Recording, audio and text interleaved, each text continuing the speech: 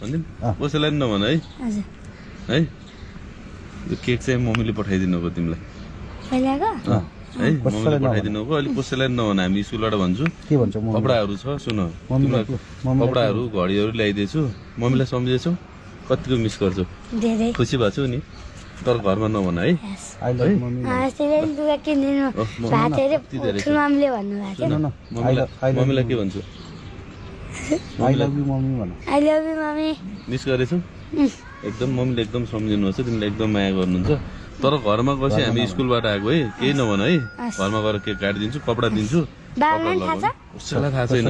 तिमीलाई बाबाले स्कुलबाट नभन त नि हामीले ढाकेर आएको ए हस् नभन है तिम्रो पुरानो प्रमिस सरहरू प्रमिस तन्नै सकिन्छहरू घरै गएर काट्ने है नाम चाहिँ के छ अहिले अहिले अहिले अहिले अहिले भन्छु हस् कहाँ राख्ने गाडी यताबाट गाडी आउँछ उताबाट सुन न बाइकहरू मात्र आउँछ मम्मीलाई उतै राख्नु नि त्यहाँ पार्किङ नै छ मम्मीलाई के भन्छ आई लभ यु कतिको याद आउँछ आमाको धेरै गुड कुरा गराइदिनु नगर बोलौँ न मम्मीसँग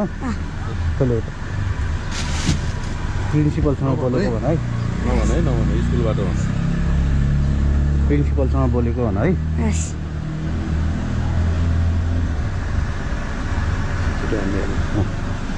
यता तिमी म लाउँछु ल त्यही त बोल नलिकन बोल ममु आई लभ यु भनेर बनाइदिनु त्यसले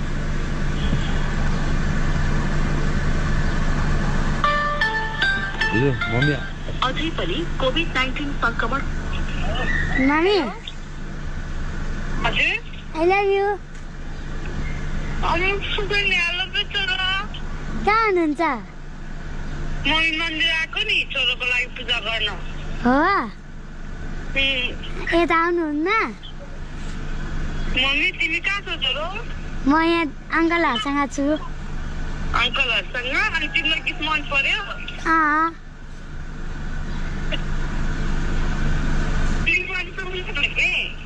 भेट्ने ल ल हुन्छ बहिनी सुन्नु त हजुर ल हामी चाहिँ अलि एकछिनमा कुरा गर्छौँ है ल बहिनीलाई भाइ के अरे बाबुसँग कुरा गराइदिन्छु भनेर है ल ह्याप्पी बर्थडे भन्नुहोस् एकचोटि हस् हेलो हेलो हजुर तिमी कतिमा पढ्दैछौ म 4 मा अब 5 मा 5 मा अहिले अङ्कललाई के अङ्कल भनेर भिडियो कल गर्न लाऊ ल हस् हस् एकचोटि है हस् ल हस् बह अहिले एकछिन अहिले देखाउँछु सुन यो एकदम टप सिक्रेट है हामी स्कुलबाट हो है कहाँबाट अरे स्कुल त हामी सबै लिएर जान्छौँ घर फेरि कुनै बाटो लाग्छ अहिले अरे के छ ठिक छ पढाइ ठिक छ हजुर